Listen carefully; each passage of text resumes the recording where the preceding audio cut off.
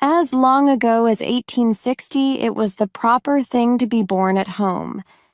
At present, so I am told, the high gods of medicine have decreed that the first cries of the young shall be uttered upon the anesthetic air of a hospital, preferably a fashionable one. So young Mr. and Mrs. Roger Button were 50 years ahead of style when they decided, one day in the summer of 1860, that their first baby should be born in a hospital. Whether this anachronism had any bearing upon the astonishing history I am about to set down will never be known. I shall tell you what occurred and let you judge for yourself.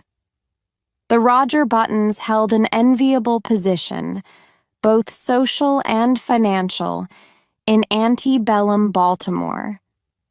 They were related to the this family and the that family, which, as every Southerner knew, entitled them to membership in that enormous peerage which largely populated the Confederacy. This was their first experience with the charming old custom of having babies. Mr. Button was naturally nervous. He hoped it would be a boy so that he could be sent to Yale College in Connecticut, at which institution Mr. Button himself had been known for 4 years, by the somewhat obvious nickname of Cuff. On the September morning consecrated to the enormous event, he arose nervously at 6 o'clock, dressed himself, adjusted an impeccable stock, and hurried forth through the streets of Baltimore to the hospital, to determine whether the darkness of the night had borne in new life upon its bosom.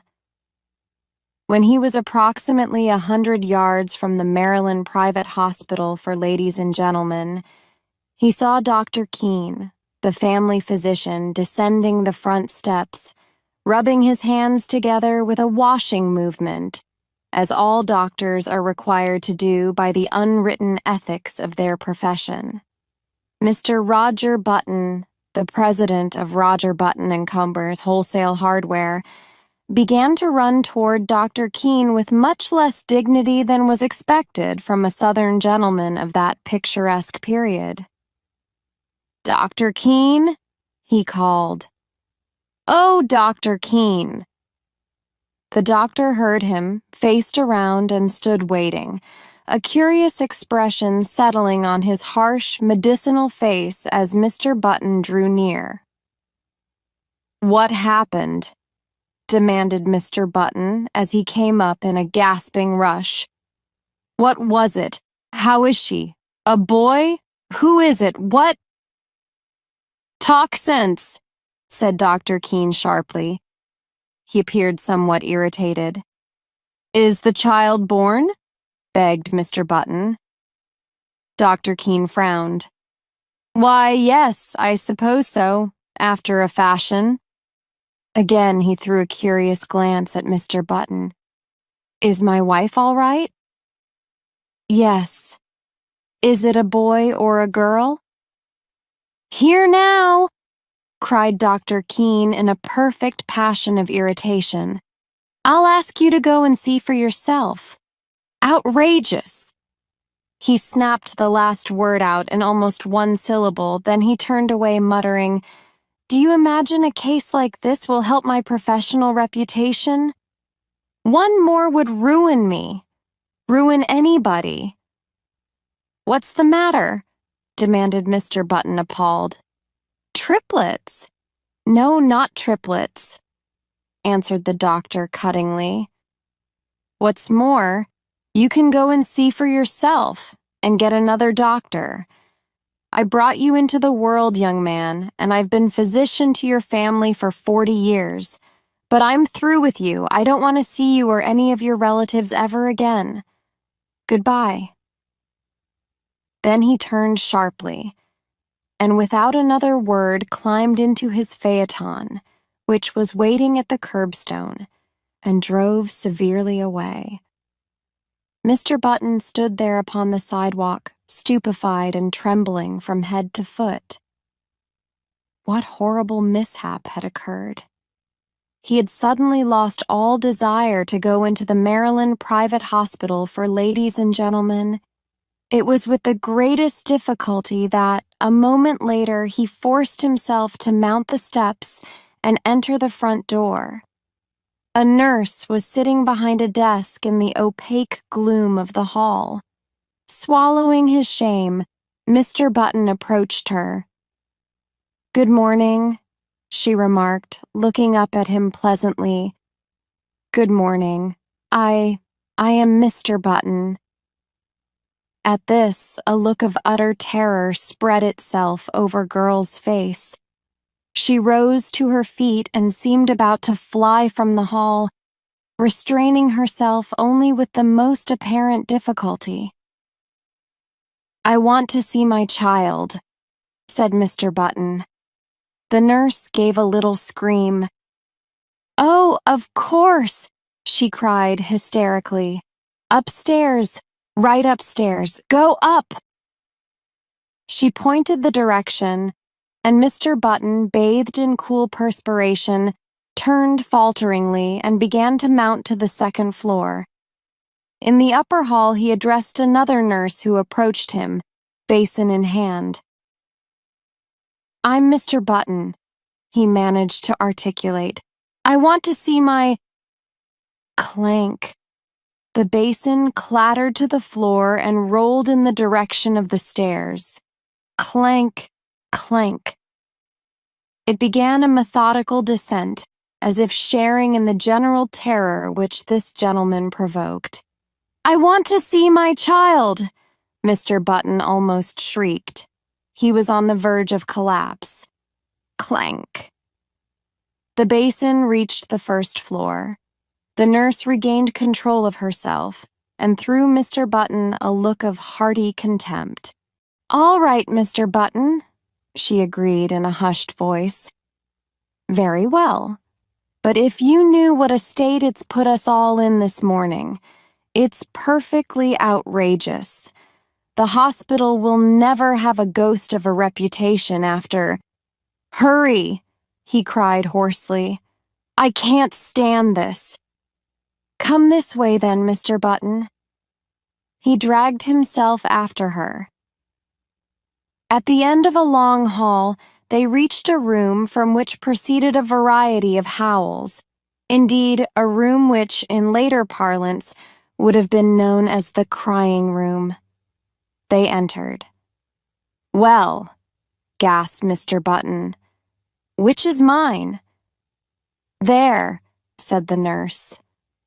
Mr. Button's eyes followed her pointing finger, and this is what he saw. Wrapped in a voluminous white blanket and partly crammed into one of the cribs, there sat an old man apparently about 70 years of age.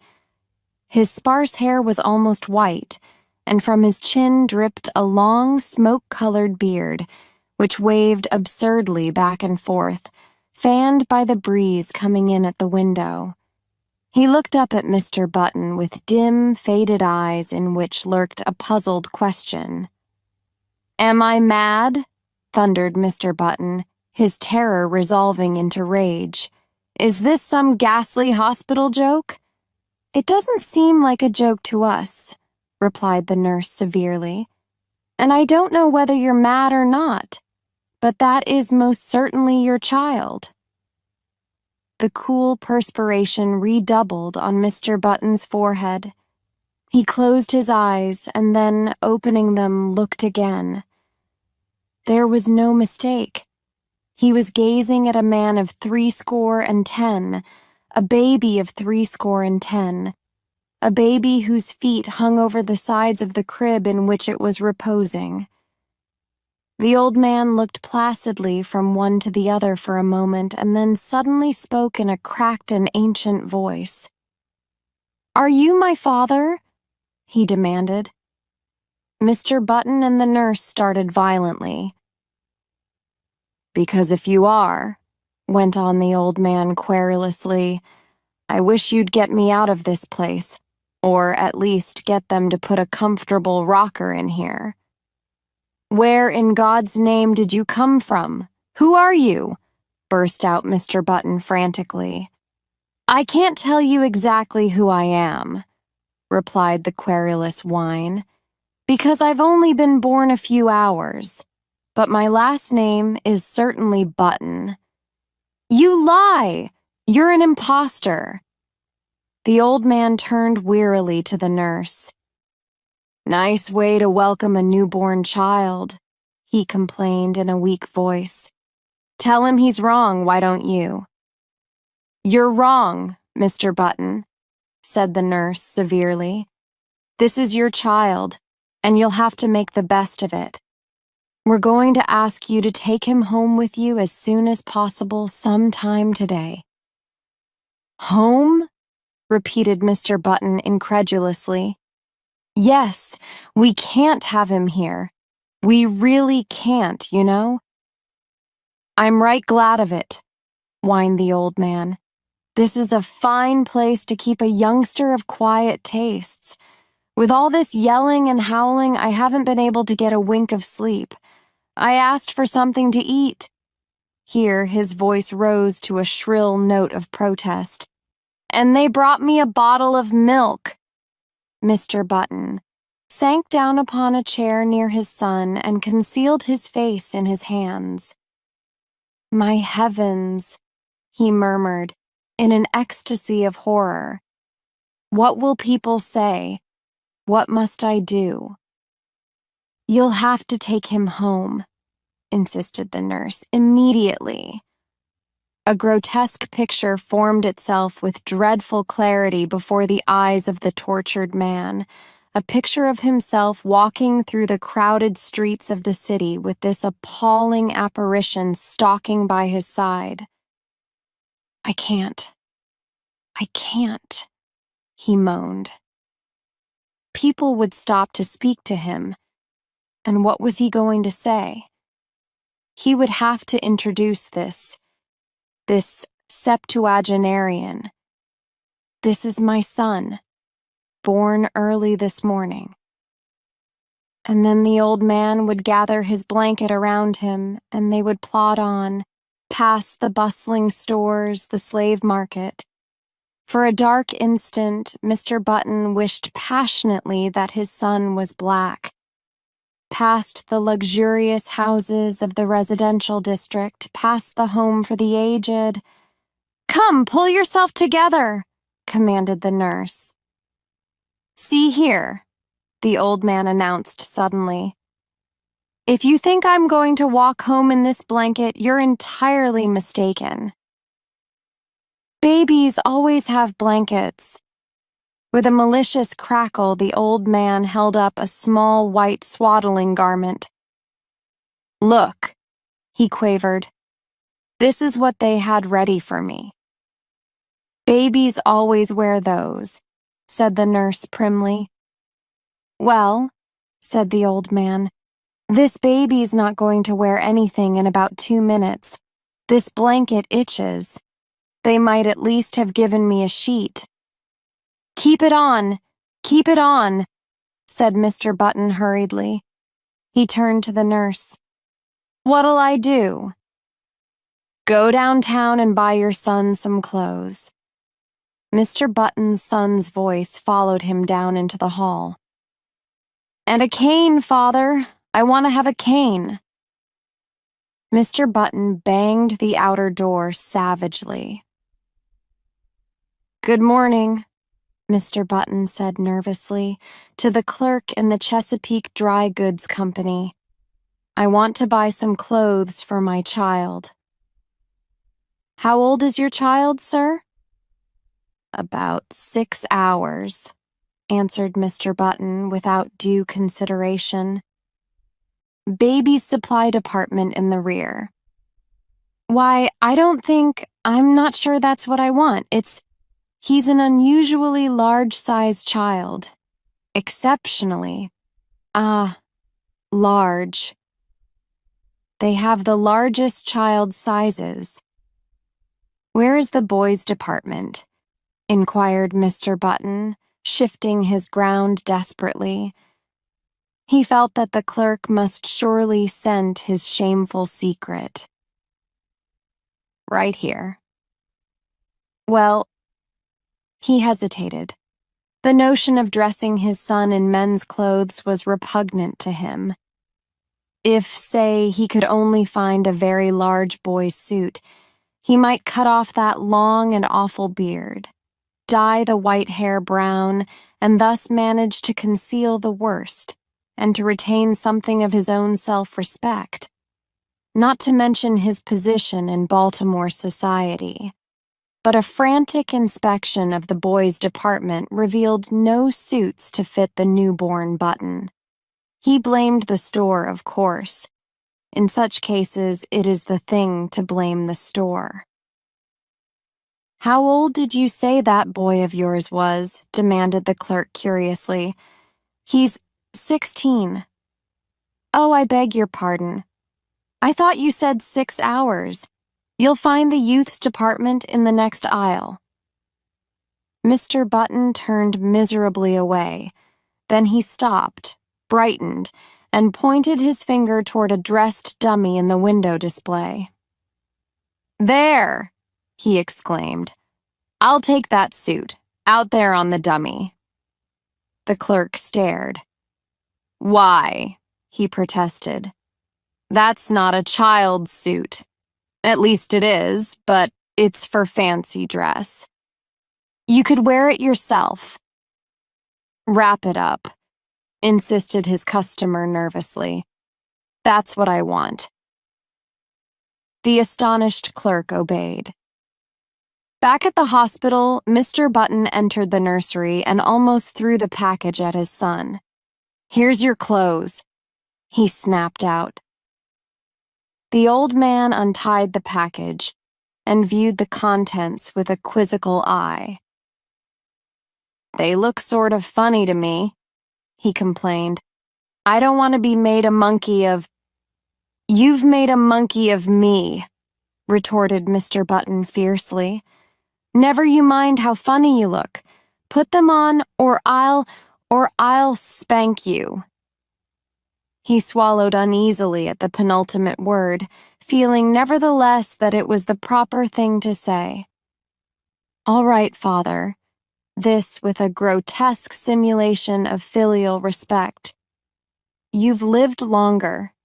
You know best. Just as you say." As before, the sound of the word father caused Mr. Button to start violently and hurry. "I'm hurrying, father." When his son was dressed, Mr. Button regarded him with depression. The costume consisted of dotted socks, pink pants, and a belted blouse with a wide white collar.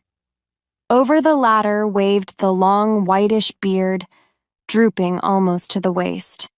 The effect was not good. "Wait!" Mr. Button seized a hospital shears and with 3 quick snaps amputated a large section of the beard.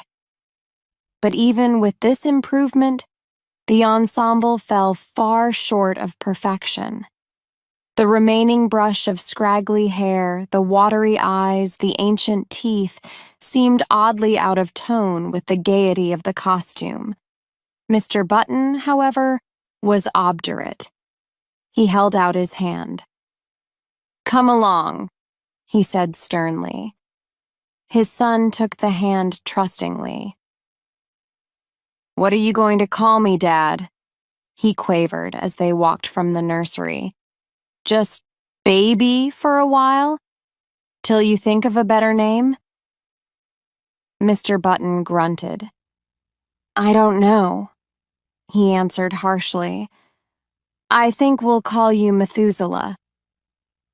Even after the new addition to the Button family had had his hair cut short and then dyed to a sparse, unnatural black, had had his face shaved so close that it glistened, and had been attired in small boy clothes made to order by a flabbergasted tailor, it was impossible for Button to ignore the fact that his son was a poor excuse for a first family baby. Despite his aged stoop, Benjamin Button, for it was by this name they called him instead of by the appropriate but invidious Methuselah, was 5 feet 8 inches tall. His clothes did not conceal this, nor did the clipping and dyeing of his eyebrows disguise the fact that the eyes under were faded and watery and tired.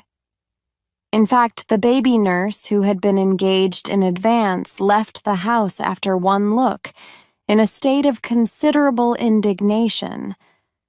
But Mr. Button persisted in his unwavering purpose. Benjamin was a baby, and a baby he should remain. At first, he declared that if Benjamin didn't like warm milk, he could go without food altogether, but he was finally prevailed upon to allow his son bread and butter and even oatmeal by way of a compromise. One day he brought home a rattle and, giving it to Benjamin, insisted in no uncertain terms that he should play with it, whereupon the old man took it with a weary expression and could be heard jingling it obediently at intervals throughout the day.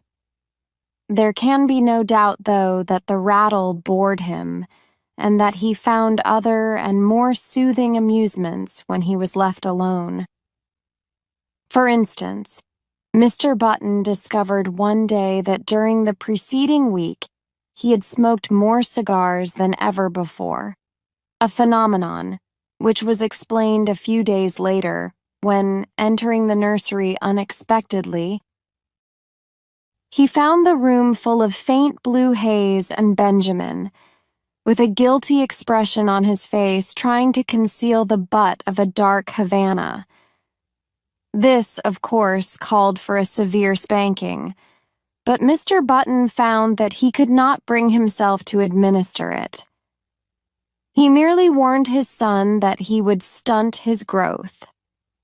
Nevertheless, he persisted in his attitude. He brought home lead soldiers. He brought toy trains. He brought large, pleasant animals made of cotton. And, to perfect the illusion which he was creating, for himself at least, he passionately demanded of the clerk in the toy store whether the paint would come off the pink duck if the baby put it in his mouth. But despite all his father's efforts, Benjamin refused to be interested. He would steal down the back stairs and return to the nursery with a volume of the Encyclopedia Britannica, over which he would pore through an afternoon, while his cotton cows and his Noah's Ark were left neglected on the floor. Against such a stubbornness, Mr. Button's efforts were of little avail. The sensation created in Baltimore was, at first, prodigious. What the mishap would have cost the Buttons and their kinsfolk socially cannot be determined, for the outbreak of the Civil War drew the city's attention to other things. A few people who were unfailingly polite racked their brains for compliments to give to the parents, and finally hit upon the ingenious device of declaring that the baby resembled his grandfather, a fact which, due to the standard state of decay common to all men of 70, could not be denied. Mr. and Mrs. Roger Button were not pleased, and Benjamin's grandfather was furiously insulted. Benjamin, once he left the hospital, took life as he found it. Several small boys were brought to see him, and he spent a stiff-jointed afternoon trying to work up an interest in tops and marbles. He even managed, quite accidentally, to break a kitchen window with a stone from a slingshot, a feat which secretly delighted his father. Thereafter, Benjamin contrived to break something every day, but he did these things only because they were expected of him and because he was by nature obliging. When his grandfather's initial antagonism wore off, Benjamin and that gentleman took enormous pleasure in one another's company. They would sit for hours, these two, so far apart in age and experience, and, like old cronies, discuss with tireless monotony the slow events of the day. Benjamin felt more at ease in his grandfather's presence than in his parents'. They seemed always somewhat in awe of him and, despite the dictatorial authority they exercised over him, frequently addressed him as Mr. He was as puzzled as anyone else at the apparently advanced age of his mind and body at birth. He read up on it in the medical journal, but found that no such case had been previously recorded. At his father's urging, he made an honest attempt to play with other boys, and frequently he joined in the milder games. Football shook him up too much, and he feared that in case of a fracture his ancient bones would refuse to knit. When he was 5, he was sent to kindergarten, where he initiated into the art of pasting green paper on orange paper, of weaving colored maps and manufacturing eternal cardboard necklaces. He was inclined to drowse off to sleep in the middle of these tasks, a habit which both irritated and frightened his young teacher. To his relief, she complained to his parents, and he was removed from the school. The Roger Buttons told their friends that they felt he was too young. By the time he was 12 years old, his parents had grown used to him. Indeed, so strong is the force of custom that they no longer felt that he was different from any other child, except when some curious anomaly reminded them of the fact. But one day, a few weeks after his 12th birthday, while looking in the mirror, Benjamin made, or thought he made, an astonishing discovery. Did his eyes deceive him? Or had his hair turned in the dozen years of his life from white to iron gray under its concealing dye? Was the network of wrinkles on his face becoming less pronounced? Was his skin healthier and firmer, with even a touch of ruddy winter color? He could not tell. He knew that he no longer stooped, and that his physical condition had improved since the early days of his life. Can it be, he thought to himself, or rather, scarcely dared to think. He went to his father. "I am grown," he announced determinedly. "I want to put on long trousers." His father hesitated. "Well," he said finally, "I don't know. 14 is the age for putting on long trousers, and you are only 12. "But you'll have to admit," protested Benjamin, "that I'm big for my age." His father looked at him with illusory speculation. "Oh, I'm not so sure of that," he said. "I was as big as you when I was 12. This was not true. It was all part of Roger Button's silent agreement with himself to believe in his son's normality. Finally, a compromise was reached. Benjamin was to continue to dye his hair. He was to make a better attempt to play with boys of his own age. He was not to wear his spectacles or carry a cane in the street. In return for these concessions, he was allowed his first suit of long trousers. Of the life of Benjamin Button between his 12th and 21st year, I intend to say little. Suffice to record that they were years of normal ungrowth. When Benjamin was 18, he was erect as a man of 50. He had more hair, and it was of a dark gray. His step was firm. His voice had lost its cracked quaver and descended to a healthy baritone. So his father sent him up to Connecticut to take examinations for entrance to Yale College. Benjamin passed his examination and became a member of the freshman class. On the 3rd day following his matriculation, he received a notification from Mr. Hart, the college registrar, to call at his office and arrange his schedule. Benjamin, glancing in the mirror, decided that his hair needed a new application of its brown dye, but an anxious inspection of his bureau drawer disclosed that the dye bottle was not there. Then he remembered he had emptied it the day before and thrown it away. He was in a dilemma. He was due at the registrar's in 5 minutes. There seemed to be no help for it. He must go as he was. He did. "Good morning," said the registrar politely. "You've come to inquire about your son." "Why, as a matter of fact, my name's Button," began Benjamin, but Mr. Hart cut him off. "I'm very glad to meet you, Mr. Button.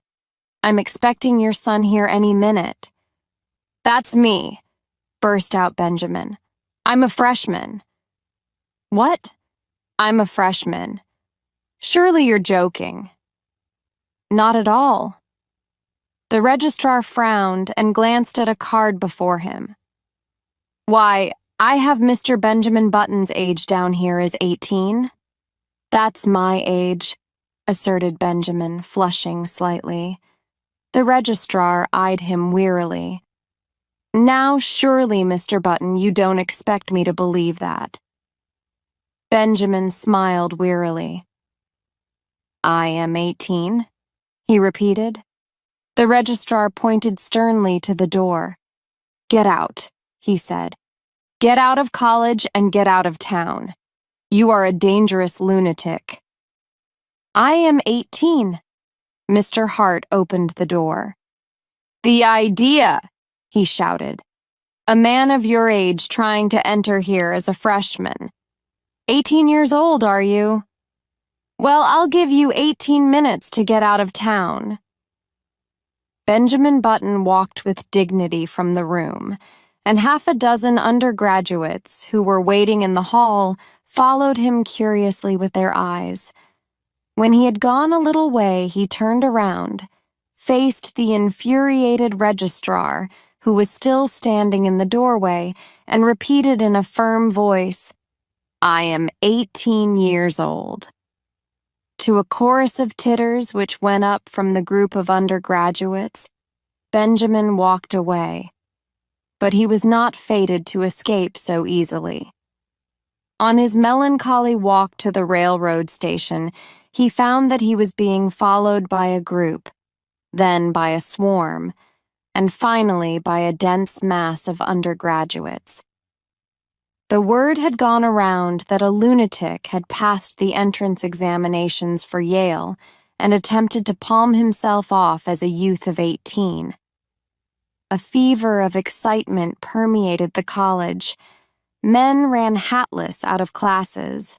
The football team abandoned its practice and joined the mob. Professors' wives with bonnets awry and bustles out of position ran shouting after the procession, from which proceeded a continual succession of remarks aimed at the tender sensibilities of Benjamin Button. He must be the wandering Jew. He ought to go to prep school at his age. Look at the infant prodigy. He thought this was the old men's home. Go up to Harvard. Benjamin increased his gait, and soon he was running. He would show them.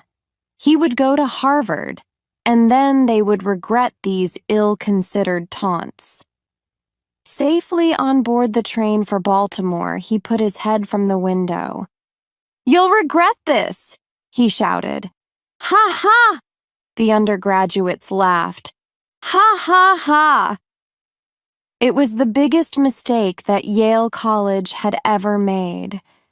In 1880, Benjamin Button was 20 years old, and he signalized his birthday by going to work for his father in Roger Button and Cumser Wholesale Hardware. It was in that same year that he began going out socially. That is, his father insisted on taking him to several fashionable dances. Roger Button was now 50, and he and his son were more and more companionable. In fact, Since Benjamin had ceased to dye his hair, which was still grayish, they appeared about the same age and could have passed for brothers. One night in August, they got into the phaeton attired in their full-dress suits and drove out to a dance at the Shevlins' country house, situated just outside of Baltimore. It was a gorgeous evening. A full moon drenched the road to the lusterless color of platinum, and late-blooming harvest flowers breathed into the motionless air aromas that were like low, half-heard laughter. The open country, carpeted for rods around with bright wheat, was translucent as in the day. It was almost impossible not to be affected by the sheer beauty of the sky. Almost. "There's a great future in the dry goods business," Roger Button was saying. He was not a spiritual man. His aesthetic sense was rudimentary. "Old fellows like me can't learn new tricks," he observed profoundly. "It's you youngsters with energy and vitality that have the great future before you." Far up the road, the lights of the Shevlins' country house drifted into view, and presently there was a sighing sound that crept persistently toward them. It might have been the fine plaint of violins or the rustle of the silver wheat under the moon. They pulled up behind a handsome brougham whose passengers were disembarking at the door. A lady got out, then an elderly gentleman, then another young lady, beautiful as sin. Benjamin started. An almost chemical change seemed to dissolve and recompose the very elements of his body. A rigor passed over him. Blood rose into his cheeks, his forehead, and there was a steady thumping in his ears. It was first love. The girl was slender and frail, with hair that was ashen under the moon and honey-colored under the sputtering gas lamps of the porch. Over her shoulders was thrown a Spanish mantilla of softest yellow, butterflied in black. Her feet were glittering buttons at the hem of her bustled dress. Roger Button leaned over to his son. "That," he said, "is young Hildegard Moncrief, the daughter of General Moncrief." Benjamin nodded coldly. "Pretty little thing," he said indifferently. But when the Negro boy had led the buggy away, he added, "Dad, you might introduce me to her." They approached a group, of which Miss Moncrief was the center. Reared in the old tradition, she curtsied low before Benjamin. Yes, he might have a dance. He thanked her and walked away, staggered away. The interval until the time for his turn should arrive dragged itself out interminably. He stood close to the wall, silent, inscrutable, watching with murderous eyes the young bloods of Baltimore as they eddied around Hildegard Moncrief, passionate admiration in their faces. How obnoxious they seemed to Benjamin, how intolerably rosy.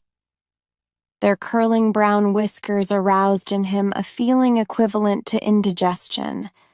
But when his own time came, and he drifted with her out upon the changing floor to the music of the latest waltz from Paris, his jealousies and anxieties melted from him like a mantle of snow. Blind with enchantment, he felt that life was just beginning.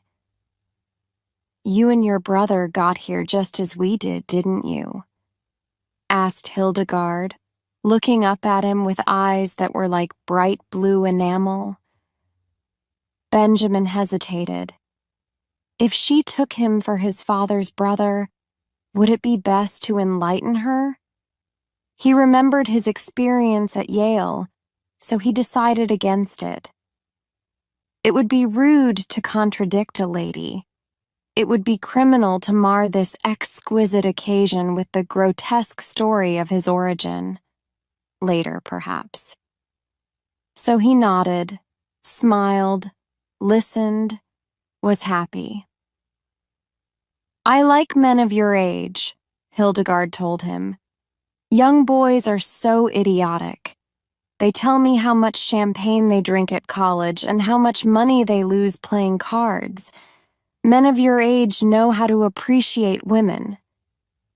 Benjamin felt himself on the verge of a proposal. With an effort, he choked back the impulse. "You're just the romantic age," she continued. 50. 25 is too worldly wise. 30 is apt to be pale from overwork. 40 is the age of long stories that take a whole cigar to tell. 60 is too near 70. But 50 is the mellow age. I love 50. 50 seemed to Benjamin a glorious age. He longed passionately to be 50. "I've always said," went on Hildegard, "that I'd rather marry a man of 50 and be taken care of than many a man of 30 and take care of him." For Benjamin, the rest of the evening was bathed in a honey-colored mist. Hildegard gave him 2 more dances, and they discovered that they were marvelously in accord on all the questions of the day. She was to go driving with him on the following Sunday, and then they would discuss all these questions further. Going home in the phaeton just before the crack of dawn, when the first bees were humming and the fading moon glimmered in the cool dew, Benjamin knew vaguely that his father was discussing wholesale hardware. "And what do you think should merit our biggest attention after hammers and nails?" the elder Button was saying. "Love," replied Benjamin absent-mindedly.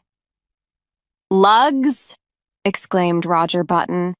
"Why, I've just covered the question of lugs." Benjamin regarded him with dazed eyes just as the eastern sky was suddenly cracked with light, and an oriole yawned piercingly in the quickening trees. When, 6 months later, the engagement of Miss Hildegard Moncrief to Mr. Benjamin Button was made known, I say made known, for General Moncrief declared he would rather fall upon his sword than announce it, the excitement in Baltimore society reached a feverish pitch. The almost forgotten story of Benjamin's birth was remembered and sent out upon the winds of scandal in picaresque and incredible forms. It was said that Benjamin was really the father of Roger Button, that he was his brother who had been in prison for 40 years, that he was John Wilkes Booth in disguise, and finally, that he had 2 small conical horns sprouting from his head. The Sunday supplements of the New York papers played up the case with fascinating sketches which showed the head of Benjamin Button attached to a fish, to a snake, and, finally, to a body of solid brass. He became known, journalistically, as the Mystery Man of Maryland. But the true story, as is usually the case, had a very small circulation. However, everyone agreed with General Moncrief that it was criminal for a lovely girl who could have married any beau in Baltimore to throw herself into the arms of a man who was assuredly 50.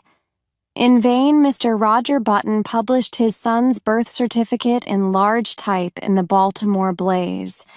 No one believed it. You had only to look at Benjamin and see. On the part of the 2 people most concerned, there was no wavering. So many of the stories about her fiancé were false that Hildegard refused stubbornly to believe even the true one. In vain, General Moncrief pointed out to her the high mortality among men of 50, or at least among men who looked 50. In vain he told her of the instability of the wholesale hardware business.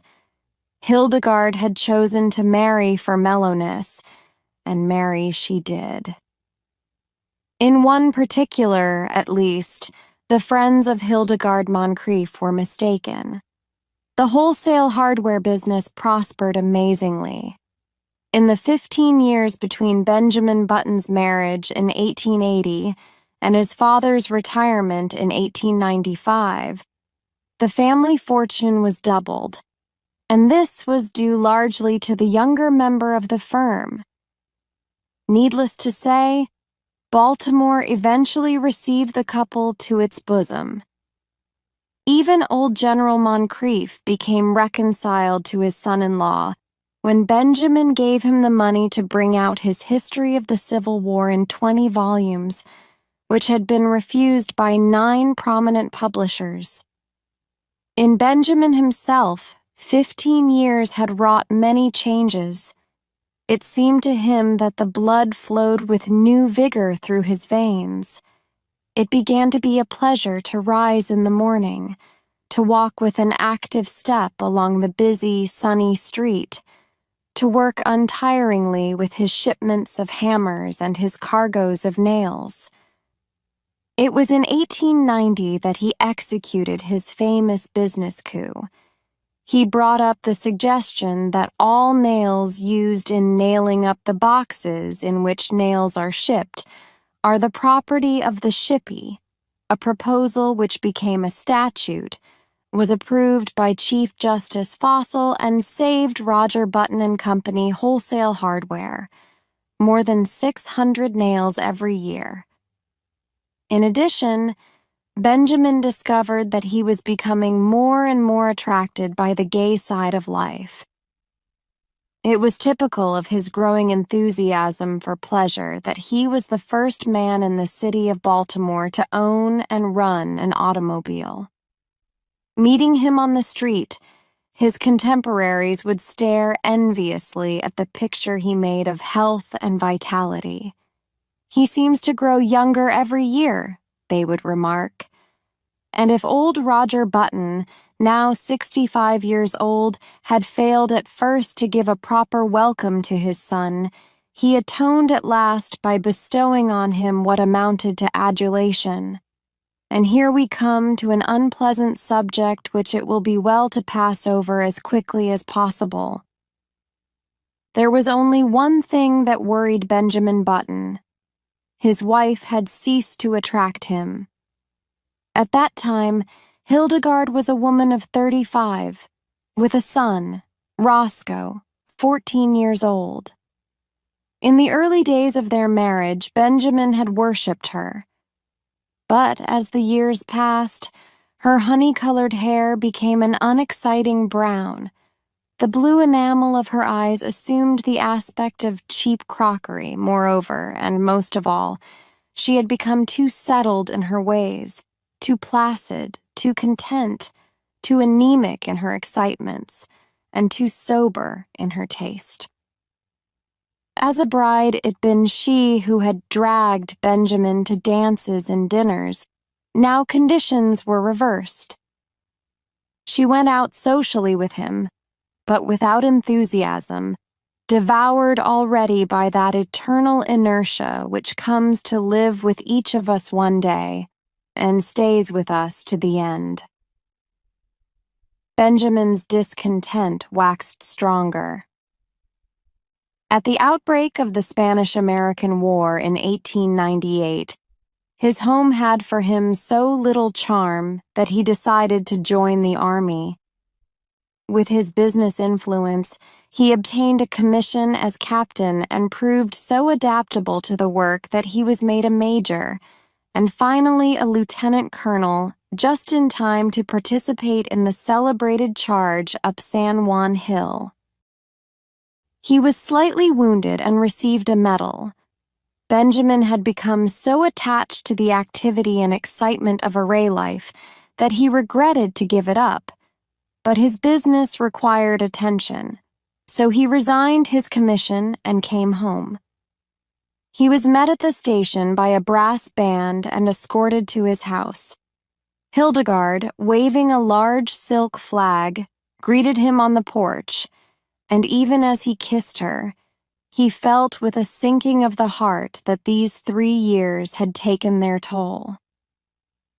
She was a woman of 40 now, with a faint skirmish line of gray hairs in her head. The sight depressed him. Up in his room, he saw his reflection in the familiar mirror.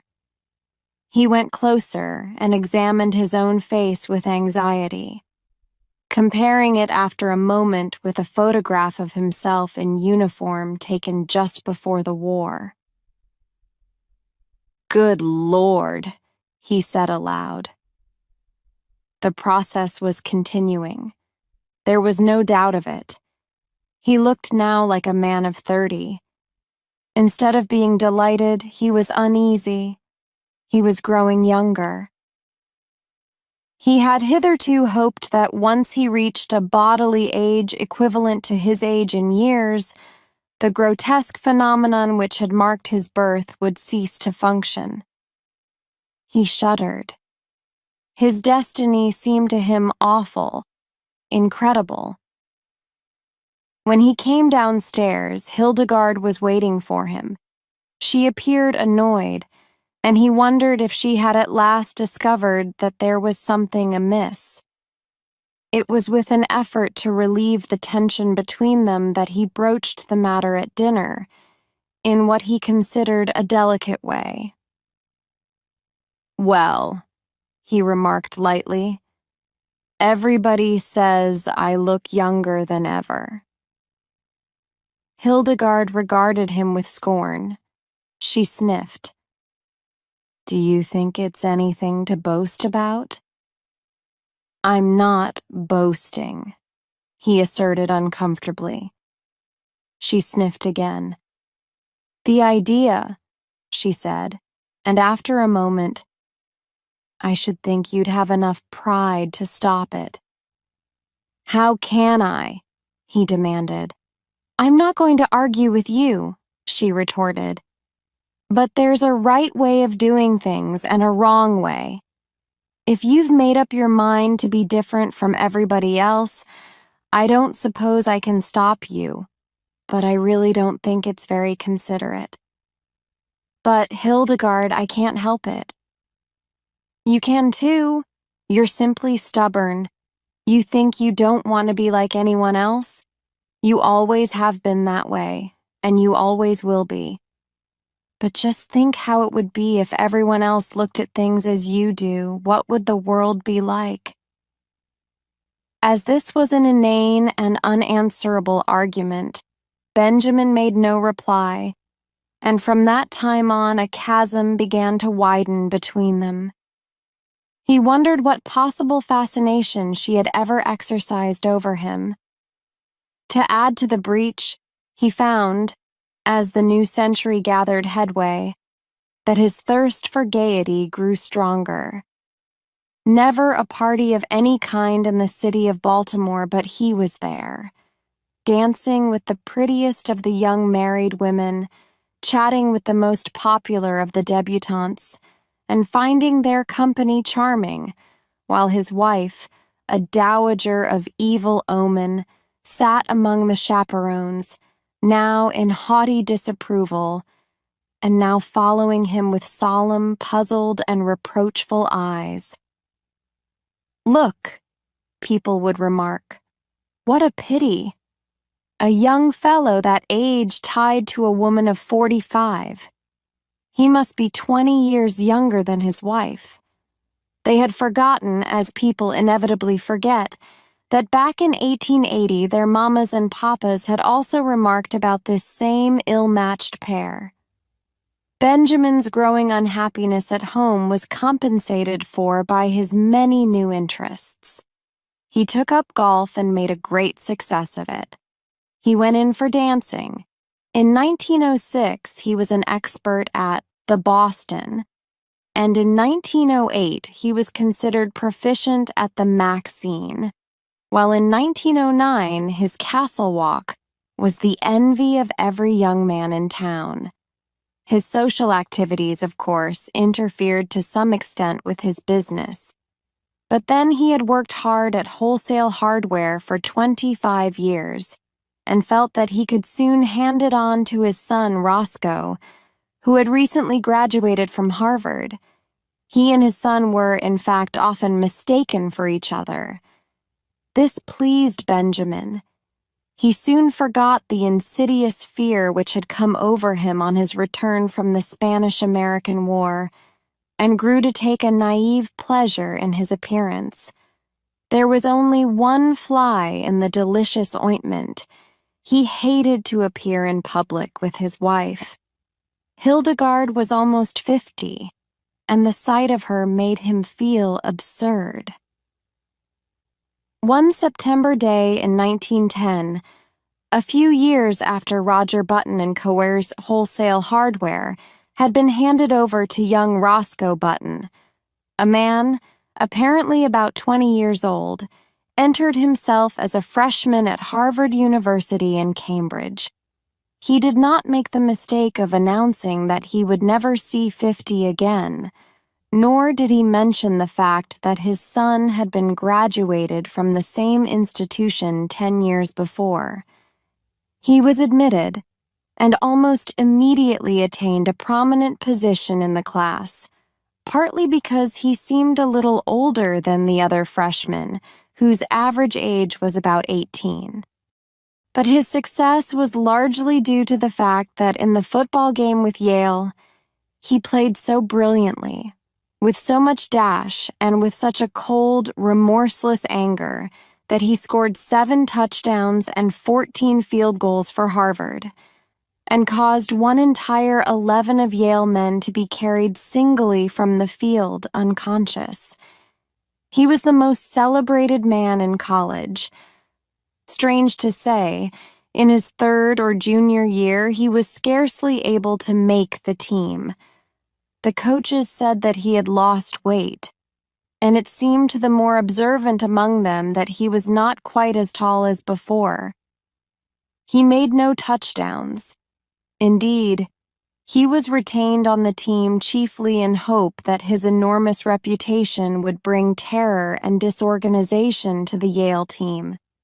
In his senior year, he did not make the team at all. He had grown so slight and frail that one day he was taken by some sophomores for a freshman, an incident which humiliated him terribly. He became known as something of a prodigy, a senior who was surely no more than 16, and he was often shocked at the worldliness of some of his classmates. His studies seemed harder to him. He felt that they were too advanced. He had heard his classmates speak of St. Midas's, the famous preparatory school, at which so many of them had prepared for college, and he determined after his graduation to enter himself at St. Midas's, where the sheltered life among boys his own size would be more congenial to him. Upon his graduation in 1914, he went home to Baltimore with his Harvard diploma in his pocket. Hildegard was now residing in Italy, so Benjamin went to live with his son Roscoe. But though he was welcomed in a general way, there was obviously no heartiness in Roscoe's feeling toward him. There was even perceptible a tendency on his son's part to think that Benjamin, as he moped about the house in adolescent mooniness, was somewhat in the way. Roscoe was married now and prominent in Baltimore life, and he wanted no scandal to creep out in connection with his family. Benjamin, no longer persona grata with the debutantes and younger college set, found himself left much done except for the companionship of 3 or 4 15-year-old boys in the neighborhood. His idea of going to St. Midas's school recurred to him. "Say," he said to Roscoe one day, "I've told you over and over that I want to go to prep, school." "Well, go then," replied Roscoe shortly. The matter was distasteful to him, and he wished to avoid a discussion. "I can't go alone," said Benjamin helplessly. "You'll have to enter me and take me up there." "I haven't got time. declared Roscoe abruptly. His eyes narrowed and he looked uneasily at his father. As a matter of fact, he added, you'd better not go on with this business much longer. You better pull up short. You better. He paused and his face crimsoned as he sought for words. You better turn right around and start back the other way. This has gone too far to be a joke. It isn't funny any longer. You behave yourself. Benjamin looked at him on the verge of tears. And another thing, continued Roscoe, when visitors are in the house, I want you to call me Uncle. Not Roscoe, but Uncle. Do you understand? It looks absurd for a boy of 15 to call me by my first name. Perhaps you'd better call me Uncle all the time so you'll get used to it. With a harsh look at his father, Roscoe turned away. At the termination of this interview, Benjamin wandered dismally upstairs and stared at himself in the mirror. He had not shaved for 3 months, but he could find nothing on his face but a faint white down with which it seemed unnecessary to meddle. When he had first come home from Harvard, Roscoe had approached him with the proposition that he should wear eyeglasses and imitation whiskers glued to his cheeks, and it had seemed for a moment that the farce of his early years was to be repeated. But whiskers had itched and made him ashamed. He wept, and Roscoe had reluctantly relented. Benjamin opened a book of boys' stories, The Boy Scouts in Bimini Bay, and began to read. But he found himself thinking persistently about the war.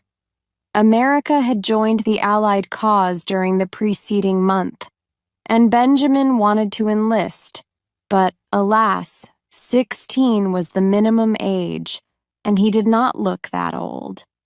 His true age, which was 57, would have disqualified him anyway. There was a knock at his door, and the butler appeared with a letter bearing a large official legend in the corner and addressed to Mr. Benjamin Button. Benjamin tore it open eagerly and read the enclosure with delight. It informed him that many reserve officers who had served in the Spanish-American War were being called back into service with a higher rank, and it enclosed his commission as Brigadier General in the United States Army with orders to report immediately. Benjamin jumped to his feet, fairly quivering with enthusiasm. This was what he had wanted. He seized his cap, and 10 minutes later he had entered a large tailoring establishment on Charles Street and asked in his uncertain treble to be measured for a uniform. "Want to play soldier, Sonny?" demanded a clerk casually. Benjamin flushed. "Say, never mind what I want," he retorted angrily.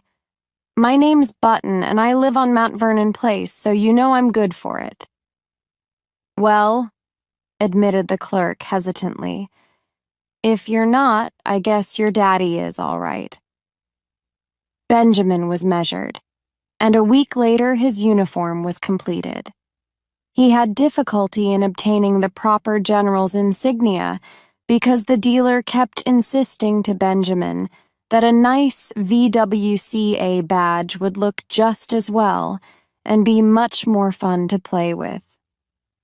Saying nothing to Roscoe, he left the house one night and proceeded by train to Camp Mosby in South Carolina, where he was to command an infantry brigade.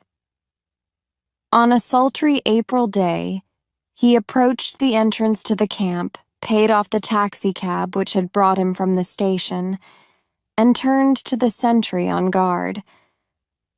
"Get someone to handle my luggage," he said briskly. The sentry eyed him reproachfully.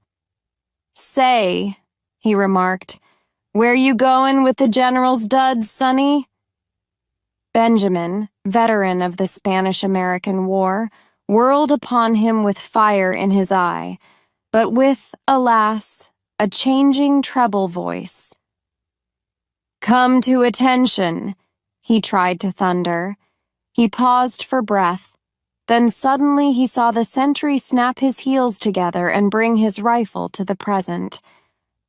Benjamin concealed a smile of gratification, but when he glanced around, his smile faded. It was not he who had inspired obedience, but an imposing artillery colonel who was approaching on horseback. "Colonel!" called Benjamin shrilly. The colonel came up, drew rein, and looked coolly down at him with a twinkle in his eyes. "Whose little boy are you?" he demanded kindly. "I'll soon darn well show you whose little boy I am," retorted Benjamin in a ferocious voice. "Get down off that horse." The colonel roared with laughter. "You want him, eh, General? Here," cried Benjamin desperately. "Read this." And he thrust his commission toward the colonel.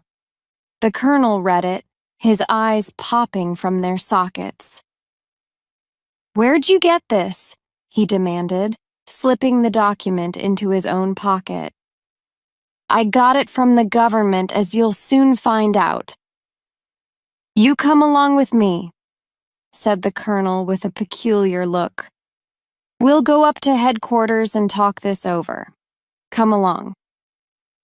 The colonel turned and began walking his horse in the direction of headquarters. There was nothing for Benjamin to do but follow with as much dignity as possible, meanwhile promising himself a stern revenge. But this revenge did not materialize. 2 days later, however, his son Roscoe materialized from Baltimore, hot and cross from a hasty trip, and escorted the weeping general sans uniform back to his home. In 1920, Roscoe Button's first child was born. During the attendant festivities, however, no one thought it the thing to mention that the little grubby boy, apparently about 10 years of age, who played around the house with lead soldiers and a miniature circus, was the new baby's own grandfather. No one disliked the little boy whose fresh, cheerful face was crossed with just a hint of sadness, but to Roscoe Button, his presence was a source of torment. In the idiom of his generation, Roscoe did not consider the matter efficient. It seemed to him that his father, in refusing to look 60, had not behaved like a red-blooded he-man. This was Roscoe's favorite expression, but in a curious and perverse manner. Indeed, to think about the matter for as much as a half an hour drove him to the edge of insanity. Roscoe believed that live wires should keep young, but carrying it out on such a scale was inefficient. And there, Roscoe rested. 5 years later, Roscoe's little boy had grown old enough to play childish games with little Benjamin under the supervision of the same nurse. Roscoe took them both to kindergarten on the same day, and Benjamin found that playing with little strips of colored paper, making mats and chains and curious and beautiful designs, was the most fascinating game in the world. Once he was bad and had to stand in the corner, then he cried. But for the most part, there were gay hours in the cheerful room, with the sunlight coming in the windows and Miss Bailey's kind hand resting for a moment now and then in his tousled hair. Roscoe's son moved up into the first grade after a year, but Benjamin stayed on in the kindergarten. He was very happy. Sometimes, when other tots talked about what they would do when they grew up, a shadow would cross his little face as if in a dim, childish way. He realized that those were things in which he was never to share. The days flowed on in monotonous content. He went back a third year to the kindergarten, but he was too little now to understand what the bright, shining strips of paper were for. He cried because the other boys were bigger than he and he was afraid of them. The teacher talked to him, but though he tried to understand, he could not understand at all. He was taken from the kindergarten. His nurse, Nana, in her starched gingham dress, became the center of his tiny world. On bright days they walked in the park. Nana would point at a great gray monster and say, "Elephant," and Benjamin would say it after her. And when he was being undressed for bed that night, he would say it over and over aloud to her, "Elephant, elephant, elephant." Sometimes Nana let him jump on the bed, which was fun, because if you sat down exactly right, it would bounce you up on your feet again. And if you said "ah" for a long time while you jumped, you got a very pleasing broken vocal effect. He loved to take a big cane from the hat rack and go around hitting chairs and tables with it and saying, "Fight, fight, fight." When there were people there, the old ladies would cluck at him, which interested him, and the young ladies would try to kiss him, which he submitted to with mild boredom. And when the long day was done at 5 o'clock, he would go upstairs with Nana and be fed on oatmeal and nice, soft, mushy foods with a spoon. There were no troublesome memories in his childish sleep. No token came to him of his brave days at college, of the glittering years when he flustered the hearts of many girls. There were only the white, safe walls of his crib and Nana and a man who came to see him sometimes, and a great big orange ball that Nana pointed at just before his twilight bed hour and called Sun. When the sun went, his eyes were sleepy. There were no dreams to haunt him. The past, the wild charge at the head of his men up San Juan Hill, the first years of his marriage when he worked late into the summer dusk down in the busy city for young Hildegard whom he loved. The days before that when he sat smoking far into the night in the gloomy old Button house on Monroe Street with his grandfather. All these had faded like unsubstantial dreams from his mind as though they had never been. He did not remember. He did not remember clearly whether the milk was warm or cool at his last feeding or how the days passed. There was only his crib and Nana's familiar presence. And then he remembered nothing. When he was hungry, he cried. That was all. Through the noons and nights he breathed, and over him there were soft mumblings and murmurings that he scarcely heard, and faintly differentiated smells and light and darkness. Then it was all dark, and his white crib and the dim faces that moved above him, and the warm, sweet aroma of the milk faded out altogether from his mind.